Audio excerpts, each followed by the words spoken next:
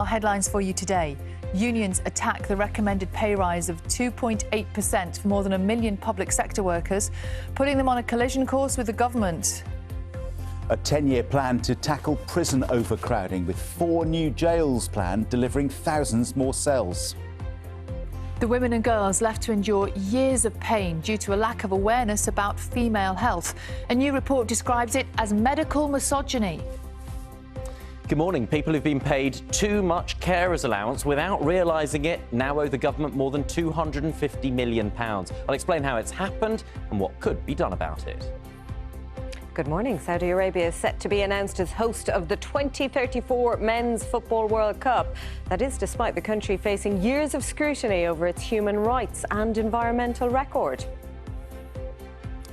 Good morning from GCHQ, the Secret Intelligence and Cyber Security Agency. This morning they launched their annual Christmas challenge, which is this puzzle. Government departments have recommended a pay rise of 2.8% for millions of public sector workers, including teachers, NHS staff and senior civil servants. Inflation is predicted to average around 2.6% next year.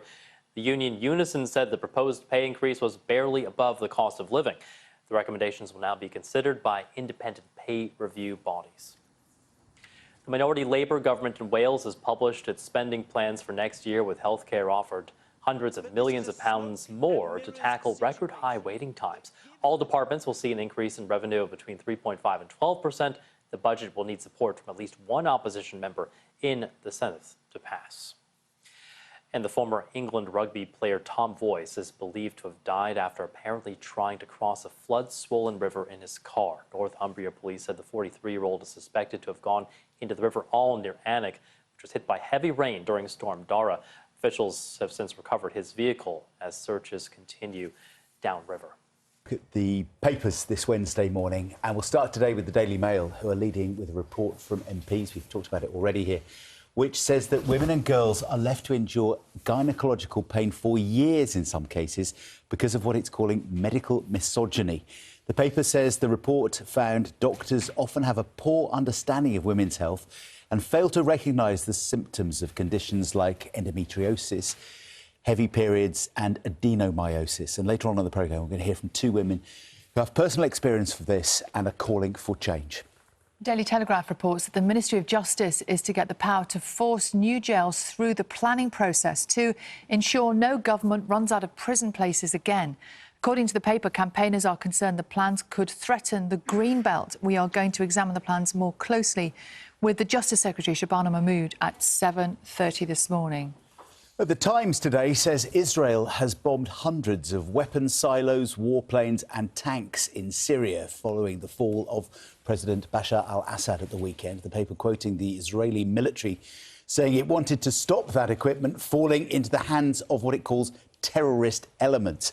The paper also says Israel has now acknowledged that some of its troops have moved beyond a UN buffer zone on the Syrian side of the border, but it insists that it doesn't intend to go all the way to Damascus. And the front page of The Guardian features a photo of Luigi Mangione, the suspect in the death of the United Healthcare CEO Brian Thompson. Paper reporting he jostled police and shouted at reporters heading into court yesterday. He was there to contest being extradited from Pennsylvania to face murder charges in New York. Police investigating possible crimes linked to the Post Office Horizon IT scandal are looking at dozens of potential suspects.